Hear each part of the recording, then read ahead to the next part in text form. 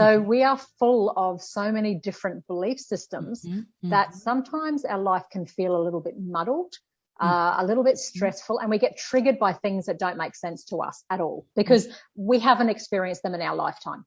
And if those beliefs become limiting beliefs, then we are again in front of the wall and we can't develop ourselves the way we could, right? Absolutely. Because if we try to plant a seed in a toxic ground, it really will not work. It very rarely grows. And the thing is that most of the belief systems that we have, to be honest, about 70% of our subconscious beliefs are limiting or negative.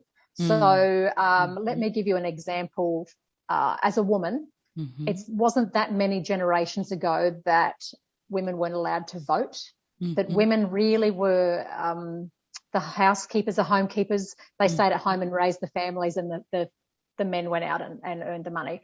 So there's a lot of things that have been passed through to us just generationally that are already in us, and they are instilled. So sometimes our feeling of worth as women in particular, we don't feel like it's our role to do these things. It's not like we don't feel like we can do everything, or we don't deserve to do everything, or we should be home. So there's lots of conflicting beliefs within us. And that's just one example. Like, it goes to all areas. Men have the same belief systems because, you know, in the 50s and before that, the men were the providers and the women stayed home, and it was very simple. But now there's a big change in the roles. So I feel that it's really affected men as well because, you know, they don't really know where they sit because women can more often than not earn more than them, and they're the ones that want to go and work and get the husbands to stay home and raise a family. So it's a bit can be a little bit stressful and a bit confusing.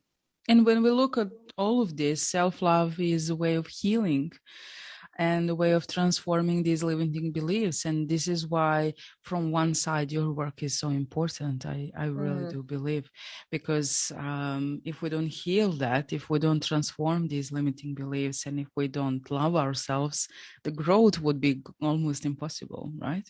Oh, exactly. And self-love, regardless of whether you can get access to someone to help you through this, self-love is the cornerstone of everything. So we start to have self-love, self-care, start some little rituals within our life to start bolstering our self-love so that eventually, and it doesn't take very long, but eventually we don't feel like it's selfish to look after ourselves. Like it's not selfish to go and buy a bunch of flowers for ourselves or book a massage or have some time out in nature on our own. We don't feel like we're being selfish. In fact, it's something that we know that we truly deserve. Because ultimately we were not born to just get a job, retire, then die. We were born to create and to give and to share. And we have such a big reason to be here that it's time for us to step out.